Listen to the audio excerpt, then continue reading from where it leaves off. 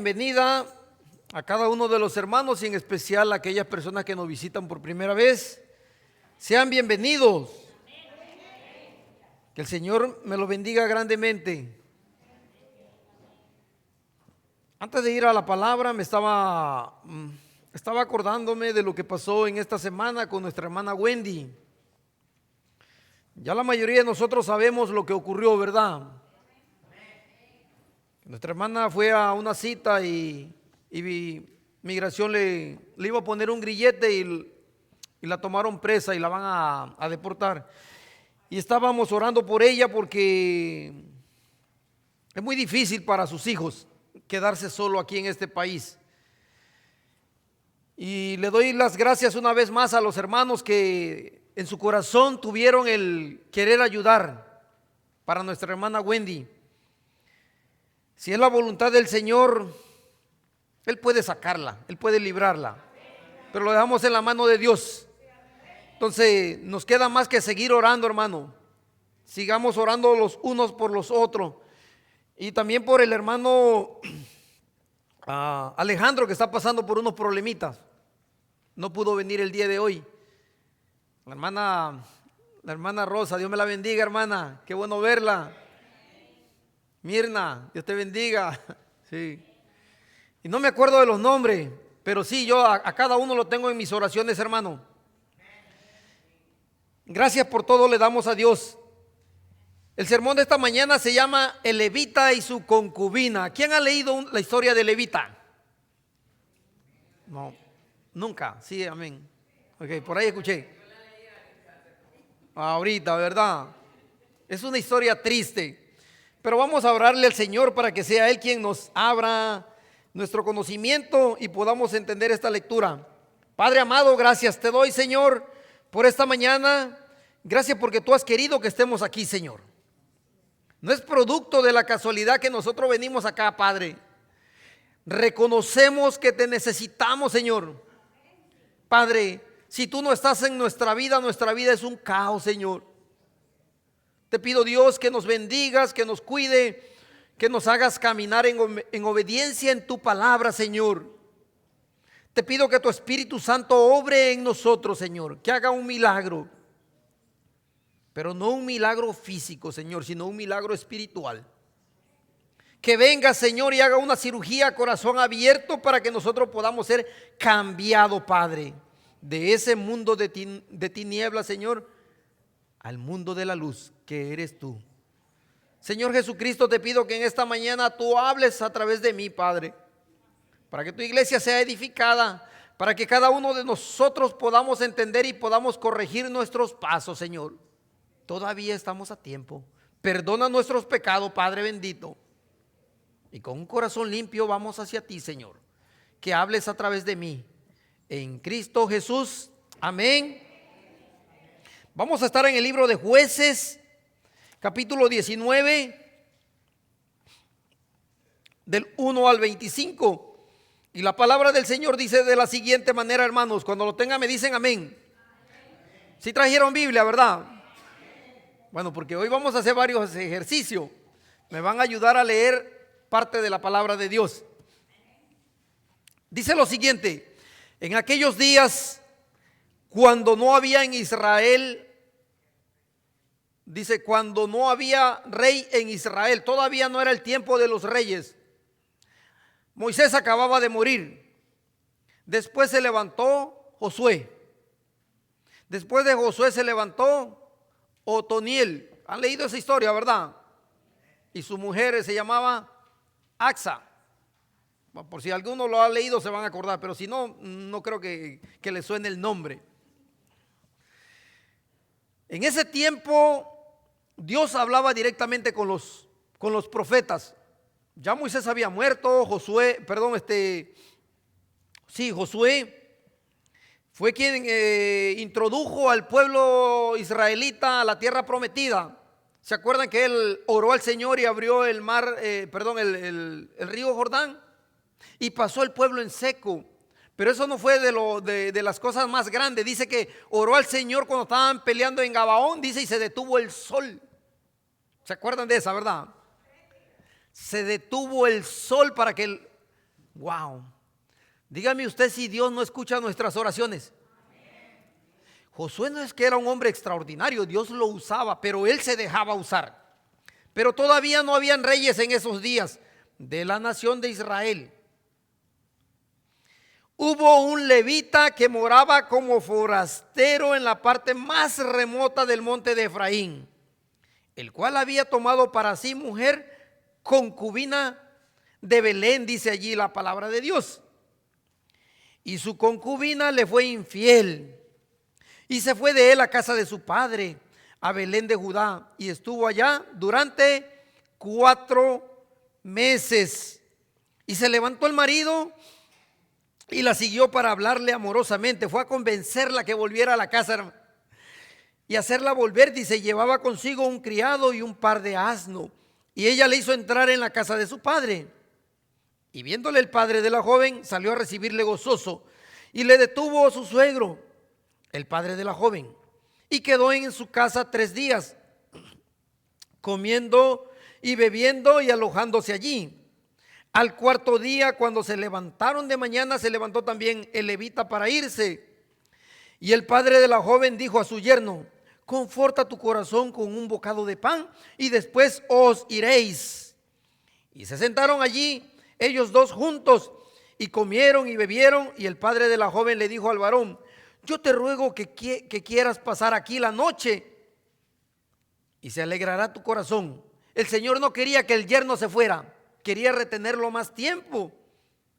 Y se levantó el varón para irse, pero el suegro dice que le volvió a insistir para que pasara la noche allí. Y al 5.º día, levantándose de mañana para irse, le dijo el padre de la joven, conforta ahora tu corazón y aguarda hasta que decline el día. Y comieron ambos juntos.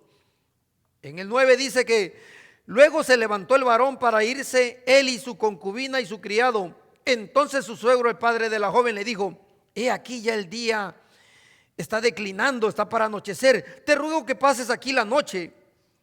He aquí que el día se acaba, duerme aquí para que se alegre tu corazón y mañana te levantarás temprano a vuestro camino y te irás a tu casa. No quería que se fuera, ¿verdad?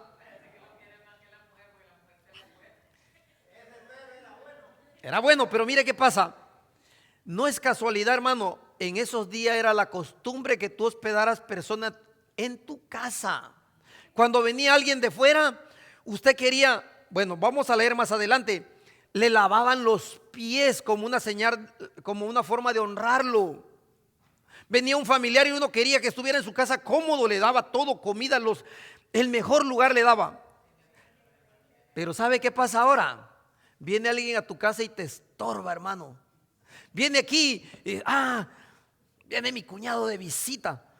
Hay que buscarle un hotel para que se quede porque aquí en la casa me estorba. Se nos acabó ese amor.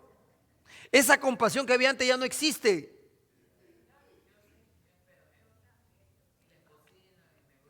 Pero mire, eso no es crítico, hermano. Imagínese que llega el suegro y la suegra. No lo soportan, hermano. No hayan dónde ponerlo. Para ellos es un estorbo, pero para esta gente era un agrado. Se nos perdió todo eso. Esta lectura aparentemente no tiene ninguna enseñanza bíblica, pero vamos a encontrarle muchas enseñanzas, hermano. Mas el hombre no quiso pasar, ya 5 días no quiso pasar allí la noche, sino que se levantó y se fue. Y llegó hasta enfrente de Jebús, que ahora es Jerusalén, con su par de asnos ensillado y su concubina. Y estando ya junto a Jebeús, dice, el día había declinado mucho, ya casi estaba oscureciendo. Y dijo el criado a su señor, ven ahora y vámonos a esa ciudad de los jebuseos. En ese tiempo todavía no era el pueblo desarrollado que existe ahora. Era Jerusalén, pero todavía los judíos no lo habían habitado en su plenitud. Y mire qué le dice el Señor. Y su señor le respondió, no iremos a ninguna ciudad extranjera. No sea, dice, que no sea de los hijos de Israel. Vio que aunque ahora Jerusalén es un pueblo judío, en ese tiempo no le pertenecía, apenas estaban poblándolos, sino que pasaremos hasta Gaba. Y dijo a su criado, ven, sigamos hasta uno de esos lugares para pasar la noche en Gaba o en Ramá, dice. Pasando pues, caminaron y se le puso el sol junto a Gaba, que era de Benjamín, pertenecía a una de las tribus de Israel, a los benjamitas. No quiso quedarse en Jerusalén, sino se fueron hasta por allá. Y mire qué pasó. Y se apartaron del camino para entrar y pasar allí la noche en Gaba. Y entrando se sentaron en la plaza de la ciudad, porque no hubo quien los acogiese en esa casa para pasar la noche. Dios le había dicho, cuando un extranjero venga a ti, trátalo como si fuera tu familia. Y sin embargo esta gente entró a la ciudad y nadie quiso recibirlo. Eso no se parece como a nosotros, ¿verdad? Cuando llega uno lo agarramos con amor, no queremos que se vaya. 5 días no quiere que se vaya la gente de tu casa, hermano. Sí, hermano, ya es tarde, tengo que hacer algo. Y dice la historia, y he aquí un hombre viejo que venía de su trabajo del campo al anochecer. Esta era una persona ya mayor, venía de trabajar del campo y venía entrando a la ciudad, el cual era del monte de Efraín y moraba como forastero en Gaba. No era ni de allí, hermano. Él no era ni siquiera judío, un extranjero.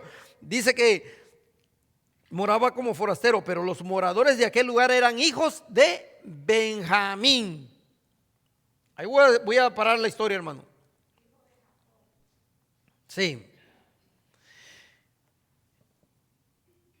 La historia dice que existió un tiempo cuando el pueblo de Israel no tenía reyes todavía. Este periodo en el cual cada uno hacía lo que bien le parecía. Y ustedes se preguntarán, ¿cómo sé eso? Más adelante, cuando sigamos leyendo la Biblia, lo vamos a entender. Este fue el tiempo de los jueces. No había quien gobernara el pueblo de Israel. La gente empezó a vivir de manera a como a ellos se le antojaba. Esto fue una época muy difícil, hermano, para Israel. No difícil para su forma de vivir. Fue difícil porque Israel estaba en una decadencia. Habían entrado en apostasía y el pecado lo alejaba de Dios. El Señor levantó jueces para que corrigieran sus rumbos. Fue un periodo de declinación espiritual. Al parecer, los israelitas habían olvidado rápidamente las leyes que Dios le dio a Moisés y a Josué. Después de la muerte de Josué, el pueblo se pervirtió abandonando a Dios y se fueron tras dioses falsos. Es en este tiempo en donde ubicamos esta historia de este levita.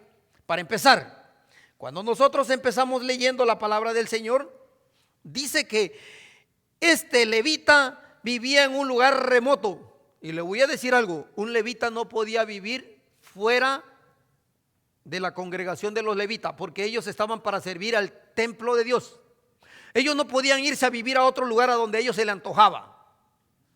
Vamos teniendo idea, ¿verdad? Los levitas solamente tenían que servir al Señor, pero ahí no para la cosa, porque ahí dice, el cual había tomado para sí mujer concubina de Belén. Ahí va otra cosa. Un levita no podía tomar concubina, tenía que casarse con una mujer virgen y pura. No le era permitido tener concubina. ¿Saben qué es concubina? Usted tiene su mujer y todavía tiene otra mujer. Vive consigo, pero no es su mujer oficial. ¿Recuerdan el gran rey sabio de Salomón? Dice la Biblia que tenía ¿cuánta? 700 mujeres y 300 concubinas. No le era permitido. Eso era pecado delante de Dios. Pero en el corazón de ese hombre había arrogancia y había pecado. Yo le dije a ustedes que yo voy a hacer una predicación. Hace tiempo yo he escrito sobre ello y yo he querido darlo, pero yo digo, hay veces como que no es la oportunidad, pero yo tengo en la mente el hacer una predicación sobre Salomón. La gente lo tiene como un ídolo, ¿cierto o no?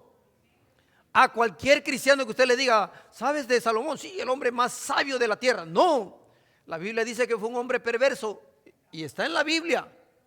¿Y sabe por qué está allí? Para que nosotros no pongamos nuestra esperanza en un hombre. Yo se lo he dicho a ustedes varias veces. La idea es esta. que este hombre, siendo levita, que debía de servir en el templo, no podía tener concubina, pero dice que tomó concubina. No le era permitido. Quiere decir que estaba pecando contra Dios. Yo digo, ¿cómo un levita que estaba para enseñar la palabra del Señor hacía eso? Si nosotros lo traemos a la actualidad, eso es como si un pastor tiene amantes. Cuando él lee la palabra de Dios que eso es prohibido y él lo hace. O escuchan ustedes la noticia que un pastor violó a una niña o embarazó a una niña. Eso se escucha muy común. Ellos saben la verdad, pero no lo aplican. Eso pasaba con el levita. Sabía las leyes, pero no la vivían. Nosotros no estamos muy lejos, hermano. No estamos tan lejos de eso. Sabemos lo que dice la Biblia, pero no vivimos de acuerdo a lo que la Biblia nos enseña. Y sigue diciendo la lectura que esta persona que estaba para servir a Dios no lo hacía. Vayamos al libro de Números. Vamos a leer en el libro de Números, capítulo 8, 13, del 13 en adelante. El Señor habla a Moisés y le dice: esto es lo que vas a hacer con los levitas, van a estar consagrados a Dios. En el 13 dice, 8:13, y presentarás a los levitas delante de Aarón. ¿Se acuerdan que Aarón fue el primer sacerdote? Y delante de sus hijos, y los ofrecerás en ofrenda a Jehová. Iban a agarrar a la tribu de los levitas y se lo iban a entregar a Dios como ofrenda.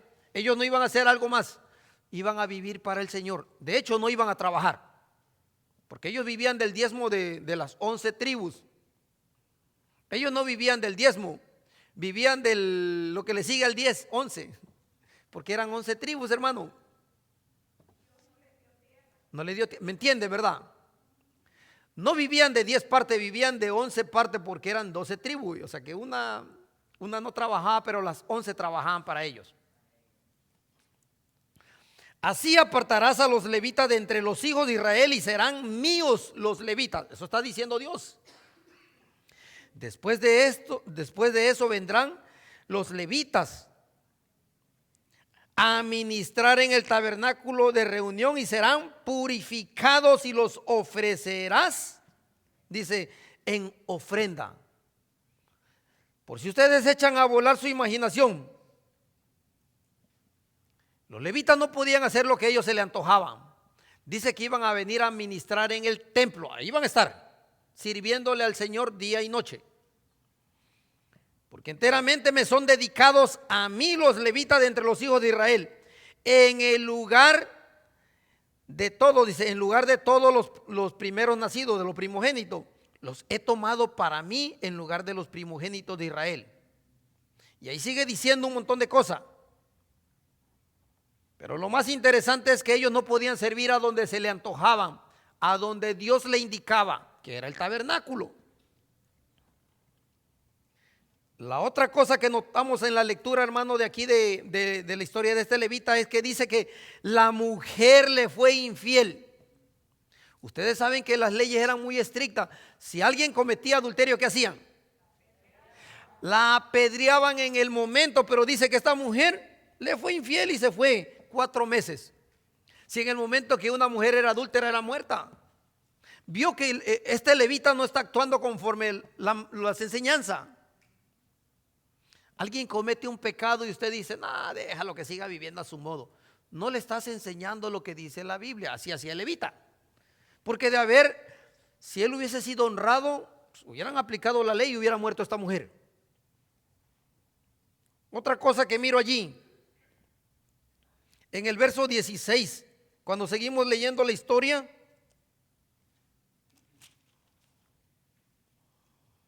dice que ese hombre viejo que venía de su trabajo le dio posada. Que este hombre vivía en el monte de Efraín, pero moraba como un forastero. Yo ya le expliqué, perdón, ya le expliqué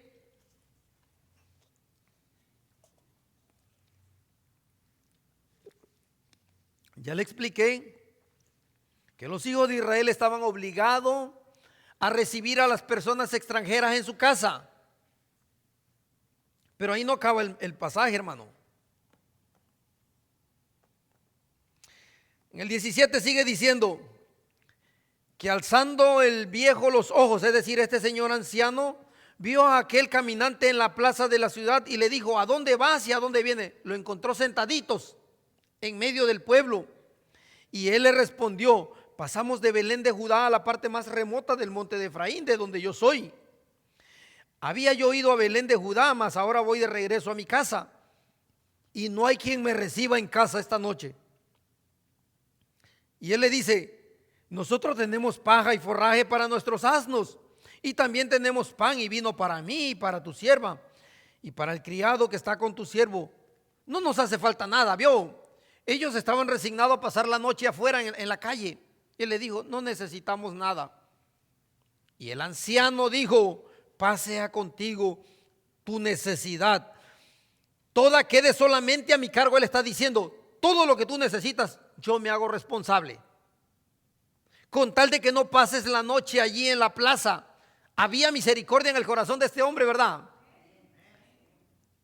Y él no era judío, no pertenecía a la nación de Israel. Y dice la historia: y los trajo a su casa y dio de comer a sus asnos, se lavaron los pies, comieron y bebieron. ¿Vio lo que le decía? Que cuando entrabas a una casa lo primero que hacía era te lavaban los pies, hermano, como una señal de reverencia de que eras bienvenido. Le sirvieron de todo.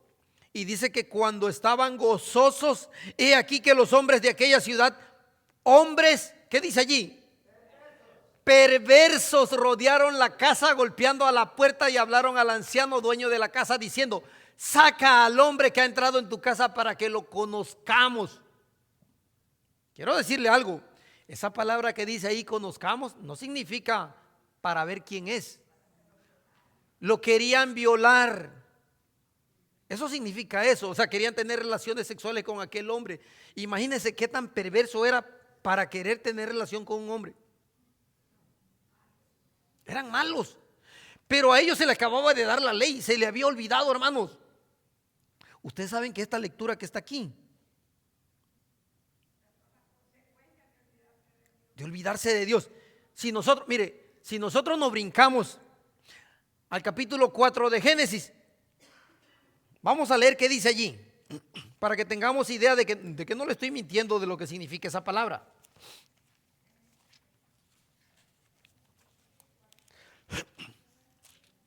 En el capítulo 4 de Génesis, ¿quién quiere leerlo? 4:1.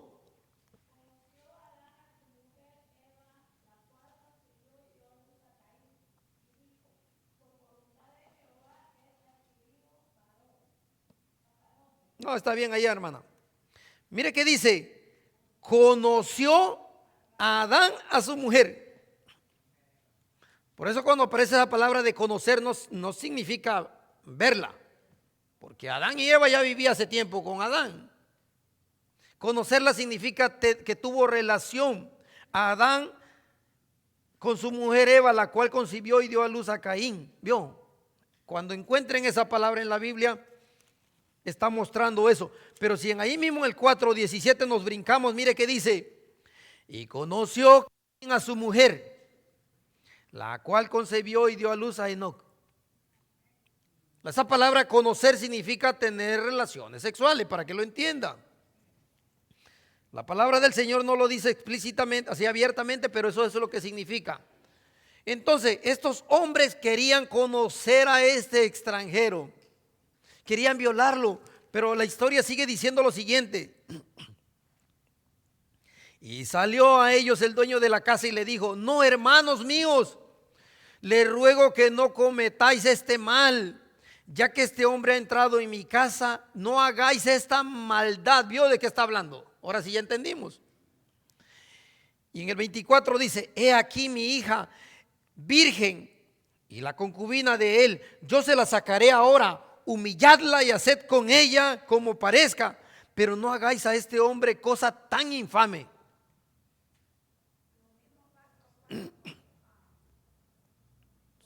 Sodoma y Gomorra. Esa misma historia está allá en Sodoma y Gomorra cuando Lot, como sea, lo vamos a leer para que tengamos una idea más clara. En el capítulo 19 del libro de Génesis, vamos a leer la historia de Lot. Llegaron pues los dos ángeles a Sodoma a la caída de la tarde. Y Lot estaba sentado a la puerta de Sodoma. Sodoma era una ciudad que estaba pervertida. Ya Dios no soportó más tanto pecado. De allá viene la palabra sodomasoquista. De esas acciones, Sodoma y Gomorra. ¿Se acuerdan que Lot vivía allí, verdad? Lot se separó de Abraham. Y Abraham le había dicho, vete a un lugar bueno. Y dice que él vino poniendo su tienda y cada vez se vino acercando más a la ciudad. Y él sabía que Sodoma era una ciudad perversa, pero no, él dijo, no, yo voy a estar allí. Fue a vivir a ese lugar. Eso es como si a usted le advierten, hermano, te vayas a tal lugar. ¿Qué lugar podemos poner? No por discriminar a nadie, vamos a poner un lugar lejos. No te vayas a la Borbón, hermano, porque ese es un lugar perverso. Y no me pasa nada, yo soy cristiano, pero yo resisto, hermano, no, yo voy. Eso fue lo que hizo Lot. Y como Dios ya no soportó mucho y iba a destruir la ciudad, mandó a dos ángeles. Y viéndolo, Lot se sentó a recibirlo y se inclinó al suelo y le dijo, ahora mis señores, os ruego que vengáis a casa de vuestro siervo y se queden hospedados. Le voy a lavar sus pies y por la mañana se pueden levantar y pueden seguir su camino. Pero ellos le respondieron, no, que en la calle nos quedaremos esta noche. Mas él dice que él le insistió mucho. Entonces ellos fueron con él y entraron en su casa. Y Lot les hizo banquete y coció panes sin levadura y comieron. Pero antes que se acostasen, rodearon la casa los hombres de la ciudad, varones de Sodoma y todo el pueblo junto, desde el más joven hasta el más viejo. Y llamaron a Lot y le dijeron, ¿dónde están los varones que vinieron a ti esta noche? Sácalo para que los conozcamos. Querían violarlo, querían tener relaciones con ellos. Eran hombres perversos. Entonces Lot salió a ellos a la puerta y dice que cerró la puerta detrás de sí. Él salió solo y le dijo, os ruego, hermanos míos, que no hagáis tal maldad. He aquí ahora, lo mismo le dice Lot, yo tengo dos hijas que no han conocido varón. Para el pueblo judío, si alguien llegaba a tu casa y mataba a alguien que tú tenías hospedado, era algo tan grave que para ellos era más fácil darle a sus hijas. Era una perversión más grande que violaran a sus hijas. Él le dice, le voy a dar a dos de mis hijas, no han conocido varones. Haced de ellas como bien os pareciere, solamente que a estos varones no hagáis nada, pues vinieron a la sombra de mi tejado. ¿Vio? Si sucedía algo, esa persona de hogar era responsable por la sangre de esta persona y la consecuencia lo seguía por generaciones, hermano. Por eso él dice, no le hagan nada a estos varones, vinieron a la sombra, prefiero que violen a mis hijas. Y ellos respondieron, quítate de aquí. Y le dijeron, tú eres un extraño que vino a habitar entre nosotros y habrá de ser juez para nosotros. Ahora te haremos más mal que a ellos. Y dice que hacían gran violencia a Lot y se acercaron para romper las puertas. Entonces los varones alargaron la mano y metieron a Lot en casa de ellos y cerraron la puerta. Lo mismo que estaba pasando allá. Pero quiero ilustrarle algo, que en los días de Lot todavía no estaban las leyes. Todavía Dios no había hablado con Moisés, porque Moisés todavía no existía, ni siquiera existía de Abraham, era el sobrino de Abraham. Pasaron 400 años hasta que llegó Moisés. Ahí puedo yo entender que el pueblo era una nación perversa porque no le pertenecía a Dios. Pero aquí está hablando de los levitas, de Benjamín, de un pueblo israelita.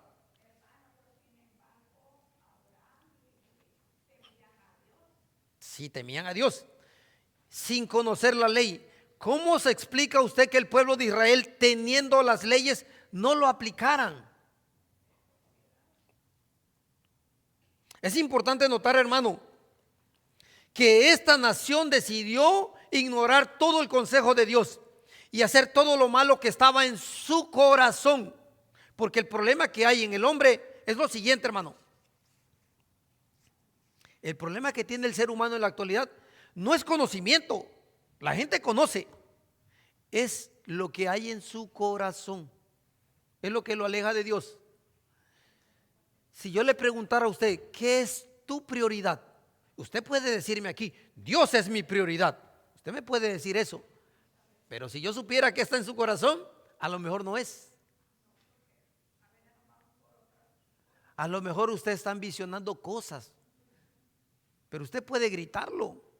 No, el Señor es, Jehová es mi Dios. Esa es mi prioridad. No hay nada por encima de Él. En teoría, sí. Nosotros vamos a leer una parte que está en Deuteronomio capítulo 11.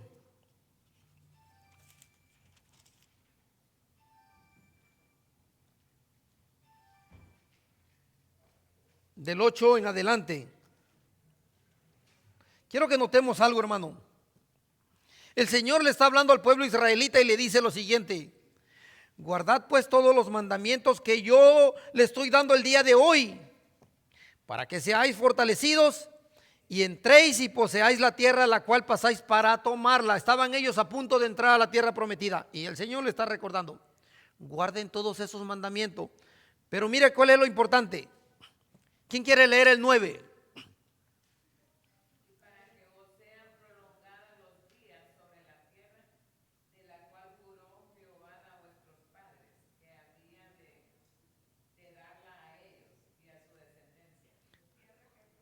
Leche y miel. Pero mira cuál es el punto.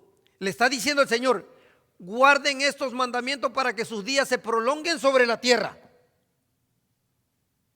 ¿Vio el punto importante? Era para su propio beneficio. Eso es como si yo le digo: hermanos, tenemos que leer la Biblia. No porque Dios necesita que tú leas la Biblia, para tu beneficio. Ven a la iglesia, hermano. Dios no te necesita aquí. Tú eres quien te beneficia. Eso es lo que yo entiendo. Usted sabe que si yo no vengo aquí, Dios va a seguir siendo Dios. Yo necesito de Dios, por eso estoy aquí. Cuando usted tiene esa convicción en su corazón, es fácil. Usted dice: me voy a deleitar en la presencia de Dios. Y el Señor le está diciendo: para que tus días sean prolongados. Pero mira qué dice: la tierra a la cual entras para tomarla no es como la tierra de Egipto, de donde habéis salido, donde sembrabas tu semilla y regabas con tu pie como huerto de hortaliza. La tierra a la cual pasáis para tomarla es tierra de montes, de vegas, que bebe las aguas de la lluvia. Era una tierra fértil, hermano. Tierra de la cual Jehová tu Dios cuida. Siempre está sobre ella los ojos de Jehová desde el principio del año hasta el fin. Tú no tienes que hacer nada, Dios cuidaba de ello. Pero mira que dice el 13: si obedeciereis cuidadosamente a mis mandamientos que yo te doy hoy, amando a Jehová vuestro Dios y sirviéndole con todo vuestro corazón y con toda vuestra alma, yo daré la lluvia de vuestra tierra a su tiempo, la temprana y la tardía, y recogerás tu grano, tu vino y tu aceite. Daré también hierba en tu campo para tu ganado, y comerás y saciarás. Guardaos pues de que vuestro corazón no se infatue.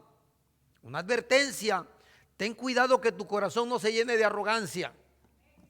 Yo a veces le he dicho a ustedes, dice: y apartéis y servís a dioses ajenos e inclinéis a ella. Mire, yo le he puesto el ejemplo a ustedes que cuando nosotros hemos venido a este país, a mí me ha tocado cuando yo venía caminando allá, aunque a mí no me toca caminar mucho porque de donde yo soy, llego a la frontera de México y al día siguiente estoy aquí. Pero hay veces me ha tocado caminar, igual que todo el mundo.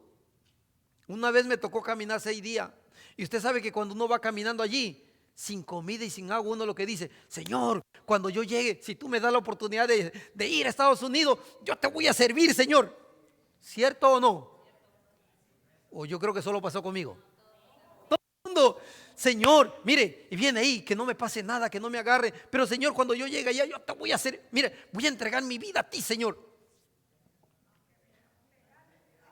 Y solo es que brinca, prueba una chicken nugget, una Whataburger, no sé. Y se le olvidó la promesa. Se contaminó rapidito con la pizza y la papa y se le olvidó lo que prometió. Se olvidaron de su promesa y de dónde venían. Y su mente como que cambió y de pronto dejaron de ser lo que son y ahora son como americanos. Y yo no tengo nada en contra de los hermanos americanos. Nosotros somos los que nos pervertimos. Hicieron una promesa, pero en cuanto caíste aquí te deslumbró la vida de aquí y te olvidaste de Dios. Lo primero que dice uno, bueno, yo no necesito a Dios. Yo voy a trabajar duro, a trabajar vine. Sí. Mire, tu vida se te fue rapidito, hermano, haciendo eso. Trabajando, pensando que ser rico. Es una mentira. Quiero decirle algo. Nosotros no vamos a ser ricos. Eso es mentira. Y le voy a explicar por qué. Porque si Dios hubiera querido que tú fueras rico, te hubiera dado las cosas en tu mano y no te lo dio. Pero ¿sabe por qué? Porque Él conoce tu corazón al igual que el mío. Él sabe que si me da riqueza, yo no estaría aquí. Él lo sabe. No quiere que te pierda. Porque con poquitas cosas uno se aleja del Señor. Es algo sencillo. Todo es cuestión que el diablo venga y te ponga una tentación de 12 horas de trabajo. 12-7, hermana. 12-7 y tú te olvidas de Dios. Y lo primero que haces tú cuando llegas a tu casa y dices, no, yo no tengo tiempo, yo vengo cansado. No quiero saber nada. Sí, uy, yo amo a mi Señor, yo tengo una relación con Dios, yo le oro desde mi casa, mire, te estás engañando, el diablo ya puso una trampa en tu vida. 7-12 no va a resolver tu vida, hermano, te lo va a resolver por un par de tiempo. Y cuando se acabe, ¿qué pasa? Vuelve otra vez la preocupación. Se te acabó. Se te acabó tu fuente. Pero yo quiero que sepas, la fuente del cual yo estoy agarrado nunca se acaba. Ese es para siempre. Dice Pablo, ¿se acuerdan lo que leí el viernes, verdad? Sé vivir en abundancia y en escasez. Dice, sé tener comida como padecer hambre. Eso es una convicción de Dios. Pero si yo pensara así, ¿a poco ustedes creen que no viene en mi vida tentación de 7-12? A todo. Pero yo no estoy escuchando la voz del diablo, yo escucho al Señor. Y mire qué dice después la lectura.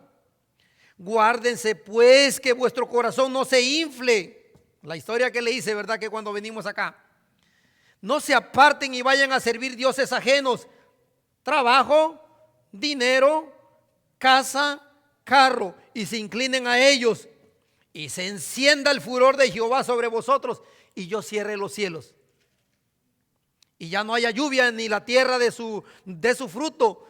Y perezcáis pronto de la buena tierra que yo le estoy dando. Por tanto, pondréis estas mis palabras en vuestros corazones, no en su mente, en su corazón y en vuestra alma, y la van a amarrar como señal en vuestra mano y será por frontales entre vuestros ojos.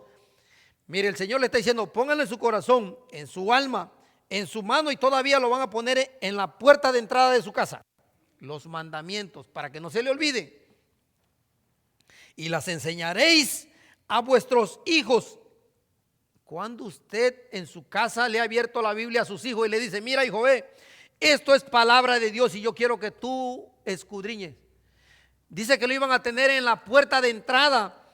Dice, para que cuando te sientes en tu casa, cuando andes por el camino, cuando te acuestes y cuando te levantes, y la escribirás en los postes de tu casa y en las puertas.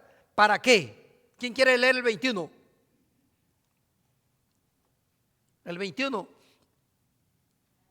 Nadie quiere leerlo. Para que sean vuestros días y los días de vuestros hijos tan numerosos sobre la tierra de Jehová, juró a vuestros padres que le habría de dar como los días de los cielos sobre la tierra. ¿Vio cuál es la importancia de guardar los mandamientos? Dice que para que tus días y los días de vuestros hijos sean tan numerosos sobre la tierra. ¿A usted no le gustaría que sus hijos vivieran bien y abundantemente por muchos días? Guarde entonces los mandamientos de Jehová. Dice, porque yo lo juré a vuestros padres que le había de dar, como en los días de los cielos sobre la tierra. Pero mire, allí no acaba la historia, hermanos. Si brincamos en el capítulo 12 y nos vamos al verso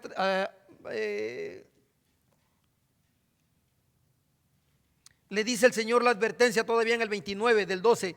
Cuando Jehová tu Dios haya destruido delante de ti a las naciones a donde tú vas para poseerla, y la heredes y habitas en esa tierra, guárdate de que no tropieces yendo en pos de ella.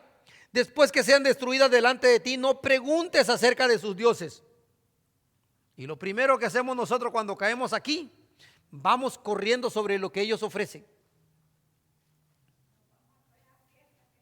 A todo lo que se celebra aquí, San Patricio, bueno, lo voy a decir en inglés, San Patrick, Mardi Gras, martes gordo, ¿no? O qué otra cosa celebran aquí, celebran todo. Bueno, en la actualidad celebran hasta el orgullo. Antes era yo le dije que antes era una vergüenza, ¿verdad? Después era aceptado, ahora es un orgullo, hermano. Si usted en su familia tiene alguien que practica homosexualidad, debe ser un orgullo supuestamente en la sociedad actual. Sí, y hay que celebrárselo. Y usted no puede decir nada porque eso para nosotros sería como que estamos a la antigua. Pero mire, aquí le está dando la advertencia: no te vayas detrás de sus dioses, diciendo de la manera que servían aquellas naciones a sus dioses, yo también les serviré.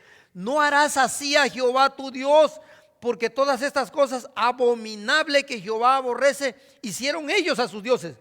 Pues aún a sus hijos y a sus hijas quemaban en el fuego a sus dioses. Cuidarás de no hacer todo lo que cuidarás de hacer todo lo que yo te mando. No añadirás a ellos ni le quitarás nada. Es una advertencia muy fuerte. Esta gente estaban entrando a la tierra prometida y el Señor le dice: cuídate de hacer lo que ellos hacían. Respeta mis mandamientos. ¿Y sabe por qué? Porque Dios destruyó a esas naciones por perversa también. Y le está dando la advertencia. Pero mire, ahí mismo en el 13, ahí no acababa la historia. Y quiero que escriban esto y que tal vez lo anoten en algún lugar. Cuando se levante en medio de ti profeta o soñador de sueños. Eso es lo que pasa en la actualidad. Se están levantando muchos profetas y soñadores de sueño. Y te anunciaré señal o prodigio. Quiere decir que pueden hacer señales y prodigio.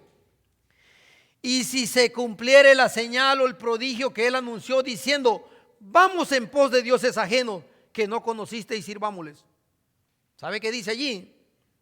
No darás oído a las palabras de tal profeta ni al tal soñador de sueños, porque Jehová vuestro Dios os está probando. ¿Entendieron? En la actualidad mucha gente se levanta y dice: uy, el Señor me dio un sueño, hermano, me dijo que tal cosa y tal cosa, que yo vi a Michael Jackson en el infierno y me mandó de regreso a predicarle. Dice que no le creas, no te vayas detrás de esas cosas de soñadores, aunque hagan milagro, porque Dios te está probando para ver si es cierto que tú cuidas sus mandamientos.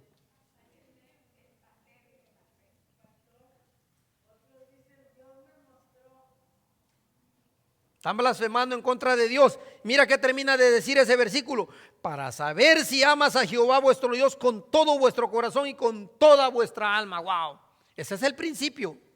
El Señor permite esas cosas para probarte, para ver si es cierto que amas a Dios.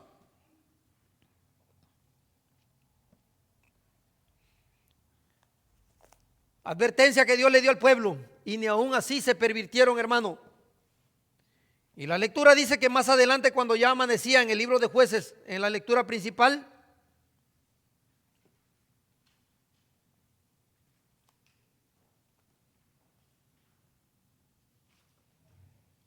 le dijo el Señor en el 23, estamos en Jueces 19, 23, que había salido el hombre y le dijo que no hagan tal mal. he aquí mi hija virgen y la concubina de él, yo lo sacaré afuera, humíllenla y hagan con ella como ustedes bien parezca. No hagáis a este hombre esta cosa infame. Mas aquellos hombres no le quisieron oír, por lo que tomando aquel hombre a su concubina la sacó y entraron a ella. Quiere decir que la abusaron y abusaron de ella toda la noche hasta la mañana. Y la dejaron cuando estaba a punto, cuando el alba ya apuntaba. Y cuando ya amanecía vino la mujer, dice que vino esta mujer casi moribunda y cayó delante de la puerta de aquel hombre, donde su señor estaba, hasta que fue de día. Y se levantó por la mañana su señor. Quiero que noten algo, que aquí donde dice concubina no es su esposa, porque aquí entonces no diría su señor, diría a su esposo. Dice que se levantó por la mañana su señor y abrió la puerta de la casa y salió para seguir su camino. Y he aquí que la mujer, dice la mujer, su concubina, estaba tendida delante de la puerta de la casa con la mano sobre el umbral. Quiere decir que estaba como media apoyada allí en el suelo. Se murió. Y él le dijo, levántate y vámonos, pero ella no respondió, no contestó nada. Entonces la levantó el varón y echándola sobre su asno se levantó y se fue a su lugar. Y llegando a su casa tomó un cuchillo y echó mano de su concubina y la partió por sus huesos en 12 partes. Y la envió por todo el territorio de Israel, una parte para cada tribu. Y todo el que veía aquello decía, jamás se ha hecho ni visto tal cosa desde el tiempo en que los hijos de Israel subieron de la tierra de Egipto hasta hoy.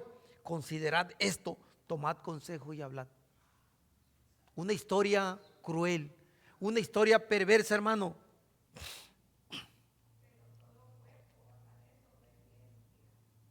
Hermano, si yo sigo leyendo la historia, se lo voy a resumir. Se reunió todas las tribus de Israel, 11 tribus, para pelear contra Benjamín. Y subieron a guerrear por lo que habían hecho, por la perversidad. Y usted sabe que la historia dice que se los entregó en su mano y casi lo exterminan, excepto porque algunos se fueron huyendo a una cueva. La tribu de Benjamín iba a ser desaparecida por ese pecado. Pero después Dios le mandó algo a su corazón y dijeron, ¿por qué perecerá una tribu de en medio de nosotros?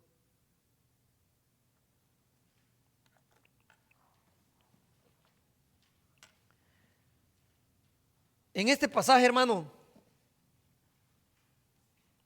nosotros encontramos una historia cruel y perversa que a mi parecer no debería estar aquí en la Biblia. Usted sabe que no es bonito que nosotros leamos eso de lo que hicieron, que este hombre abrió a su esposa y lo mandó en pedazos. Eso no se escucha bien.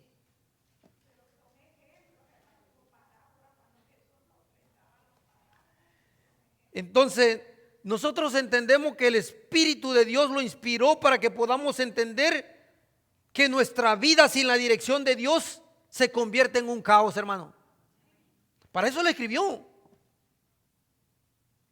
Nosotros damos rienda suelta a nuestro deseo pecaminoso. De la misma forma, el mundo en la actualidad pretende vivir a como se le antoje, como si Dios no existiera. Hay veces nosotros tenemos la culpa. Y cuando digo nosotros, yo me incluyo. Porque nosotros predicamos la palabra del Señor a manera de que el hombre se puede sentir cómodo. Si yo vengo a ustedes a predicarle de amor, está bien. Ese es un atributo de Dios. Pero dígame usted, yo le estoy predicando todos los domingos de amor, de amor. Dios te ama. Uy, hermano, Dios ama al pecador, pero aborrece el pecado. Eso no es cierto. Ya le dije que si nosotros leemos Salmo, dice que Dios está airado contra el que peca todos los días. Pero muchos hermanos predican, uy, hermano, Dios aborrece el pecado, pero te ama así como estás. Ven al Señor tal como estás, así te ama el Señor. Lo está engañando. ¿Quién va a entregar su vida a Dios? Nadie. La gente dice, Dios me ama, mire, yo soy un ladrón, soy un pecador, así me ama Dios. ¿Usted cree que va a querer venir al arrepentimiento? No, porque se le está mintiendo. Porque no se le quiere decir la verdad a la gente. La gente está viviendo en pecado. ¿Sabe que hay algo terrible que he visto, hermano? Y a veces me duele decirlo, aunque no me gusta mencionar nombres, sino de manera general. Personas que sirven a Dios. El sábado en la noche están brindando con cerveza y con su copa y al día siguiente están enseñando. Eso es una perversidad. ¿Será que no le tienen temor a Dios? El sábado están en fiestas bailando y haciendo lo que se le antoja y al día siguiente quieren servir al Señor. Eso no lo acepta Dios. Pero hay mucha gente, con tal de que no se le vaya, no le dicen. No le llaman la atención. Mire, hermano, hermana, ven aquí, quiero hablar contigo. Quiero mostrarte lo que dice la palabra del Señor. Si tú no cambias tu actitud, tú estás en contra de Dios.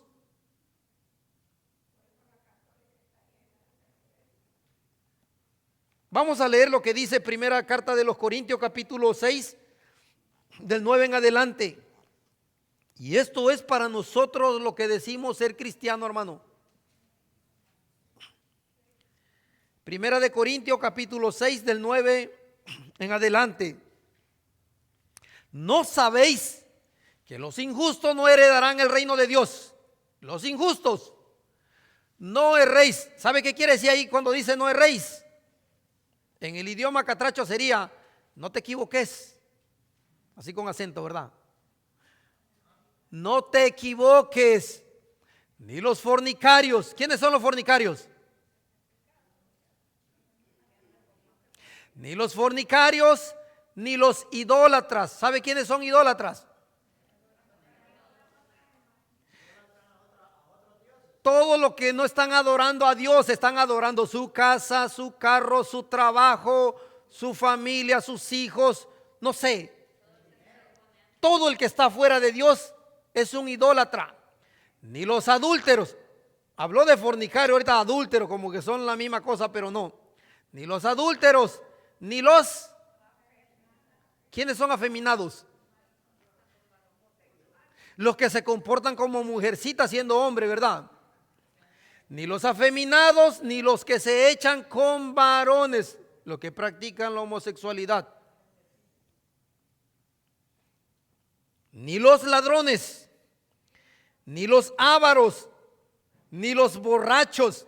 Por eso me da risa cuando alguien dice que es cristiano y vive doble vida, emborrachando. No pasa nada, la bebida no es pecado. Mira, y dice que ni los borrachos, ni los maldicientes. ¿Sabe quién es un maldiciente? Aquel que solamente pasa diciendo malas palabras,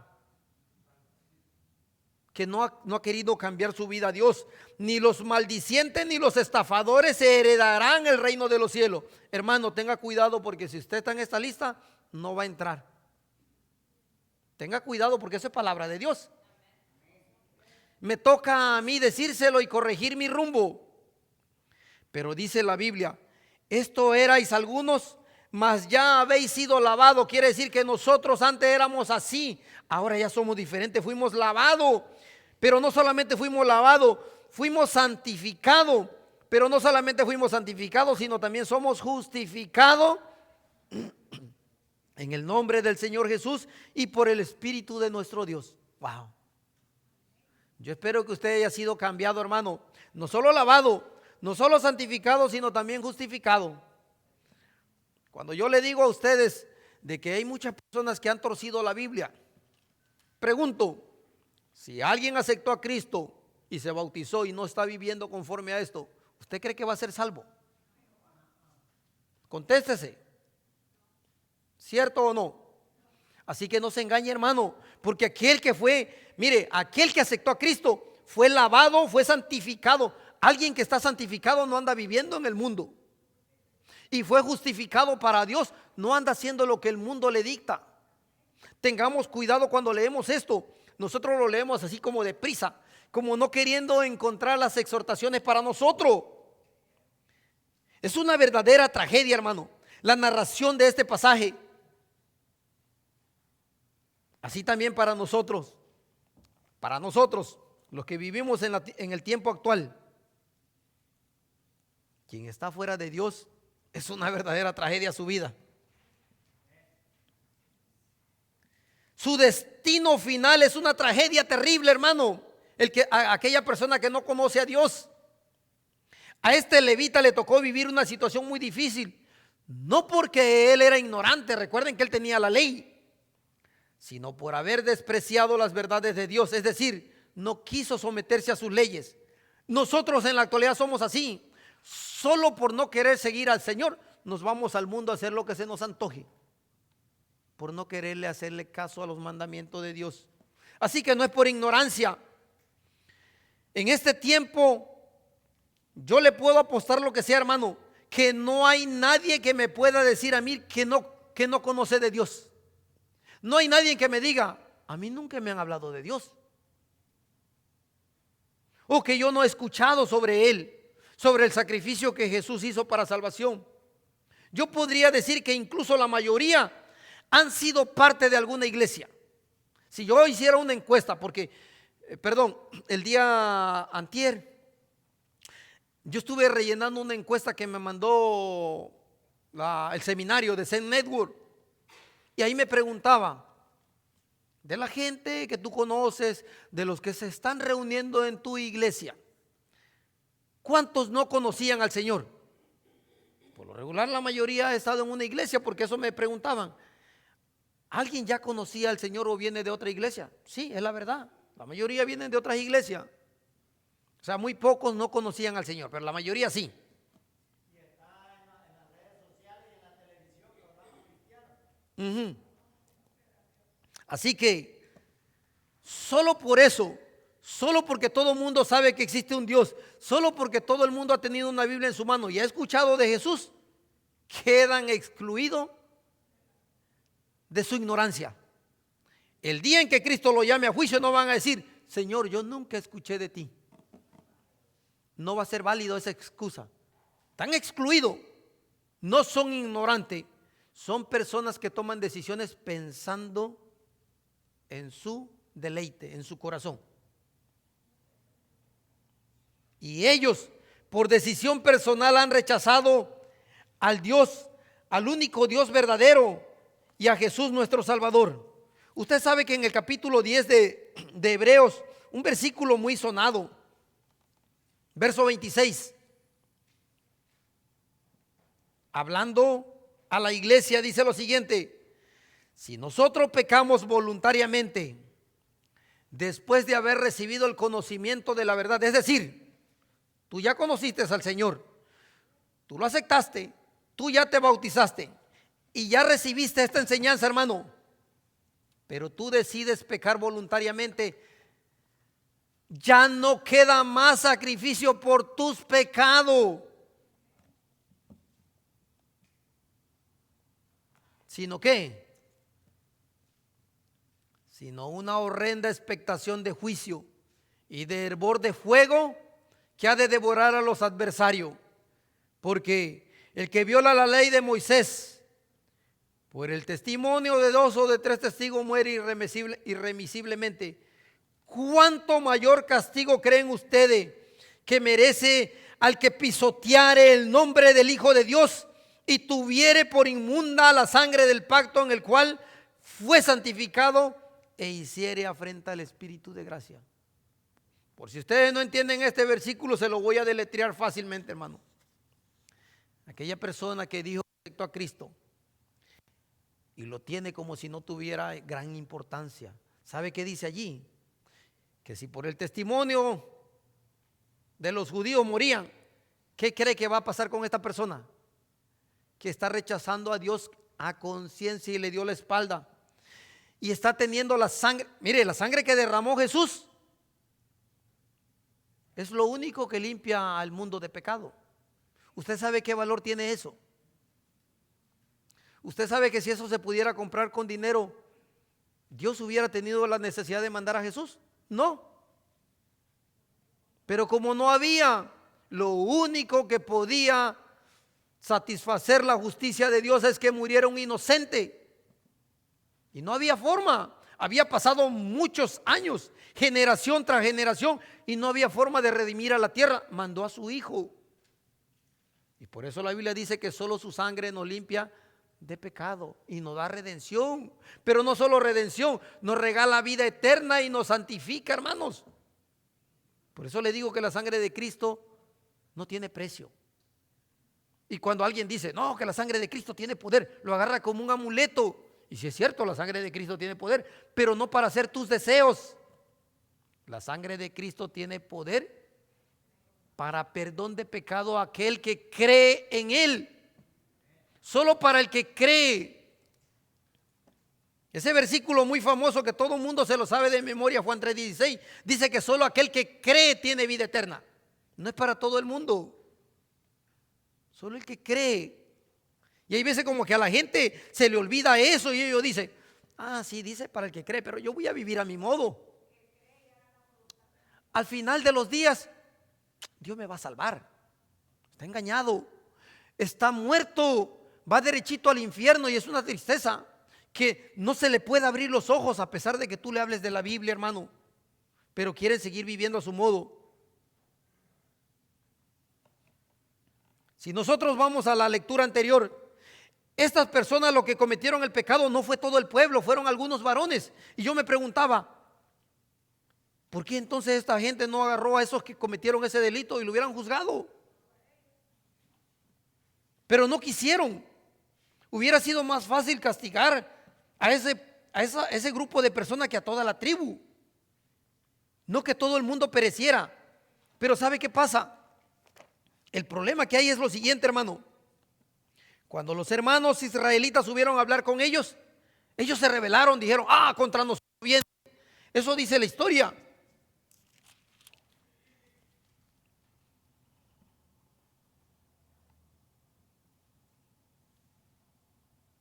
En el capítulo 20, verso 3 dice, y los hijos de Benjamín oyeron que los hijos de Israel venían, que habían subido a Mizpa, y dijeron los hijos de Israel, platíquenos cómo fue esto. Entonces el levita le dijo, el marido de la mujer muerta le dijo, yo llegué a Gaba de Benjamín con mi concubina para pasar allí la noche, y levantándose contra mí los de Gaba rodearon contra mí la casa por la noche con la idea de matarme, y a mi concubina la humillaron de tal manera que murió. Entonces tomando yo a mi concubina la corté en pedazos y la envié por todo el territorio de posesión de Israel, por cuanto han hecho maldad y crimen en Israel.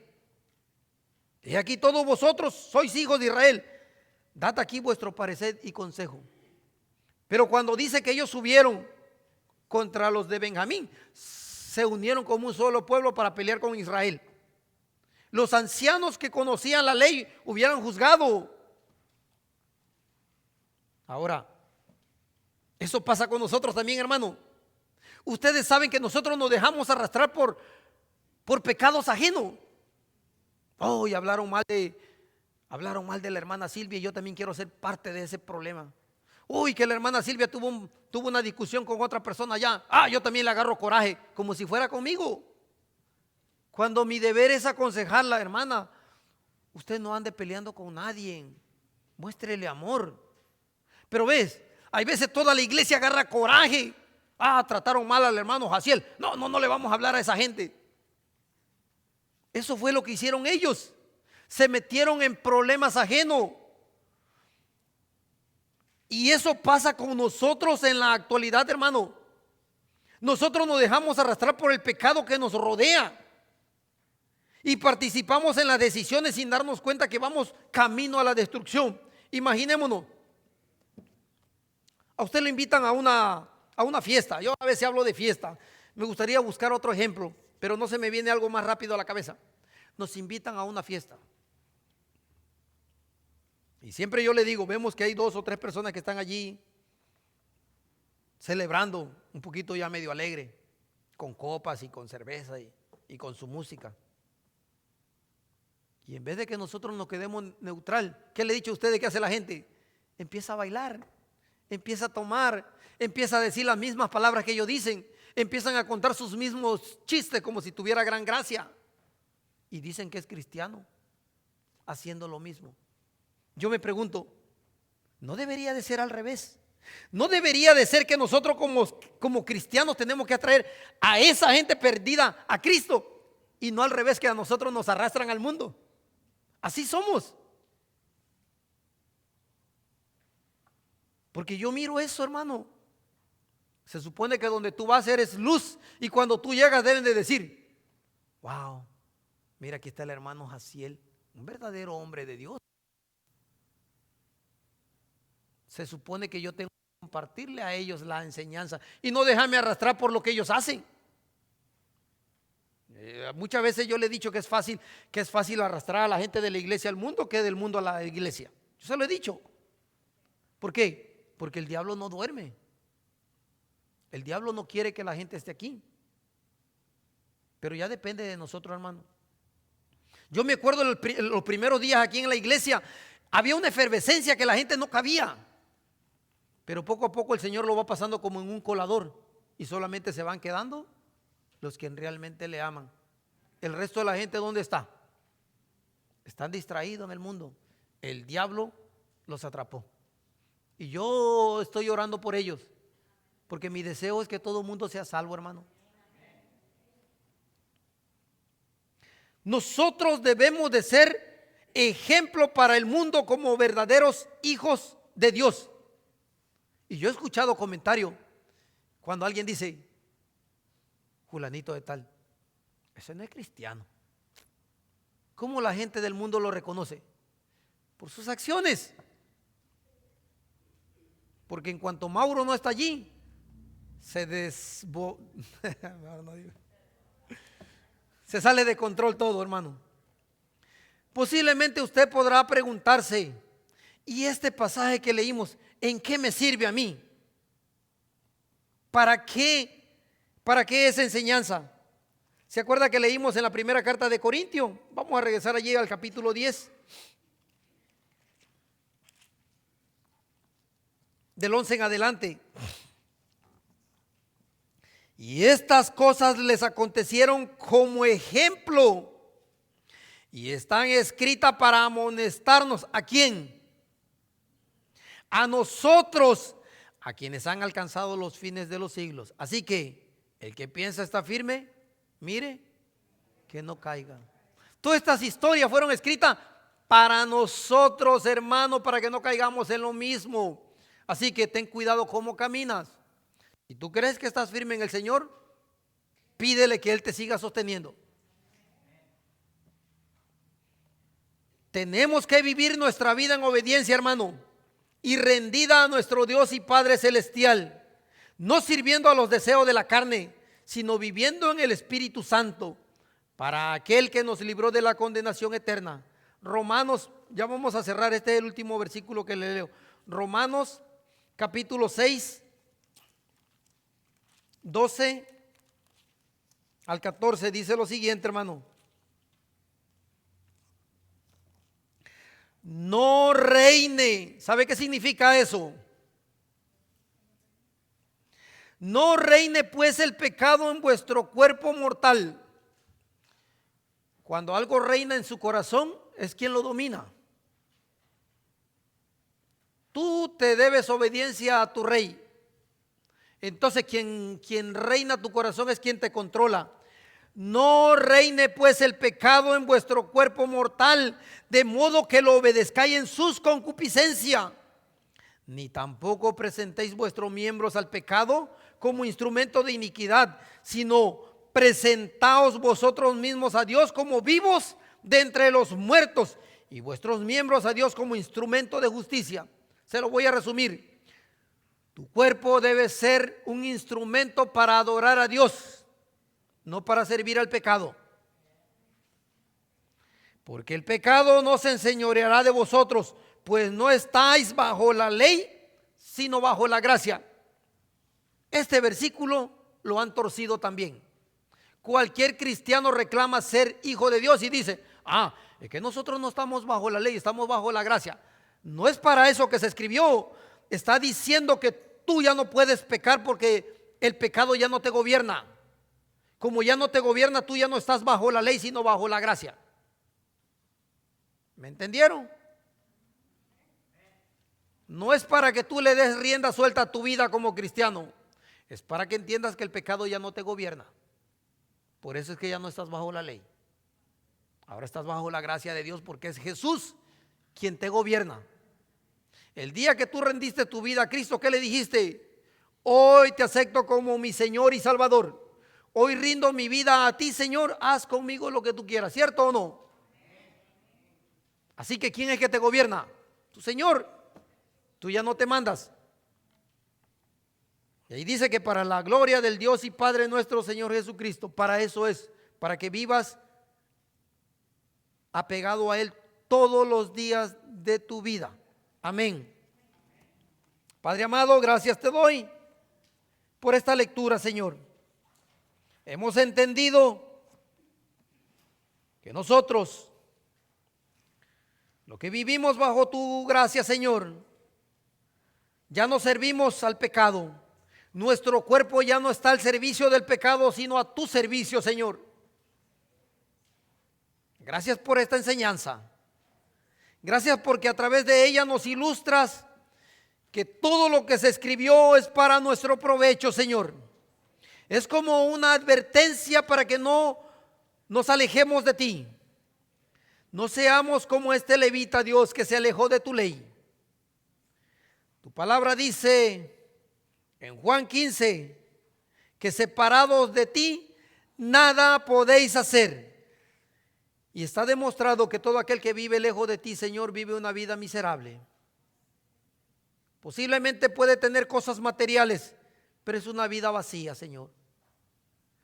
Gracias porque un día me diste esa convicción, Señor.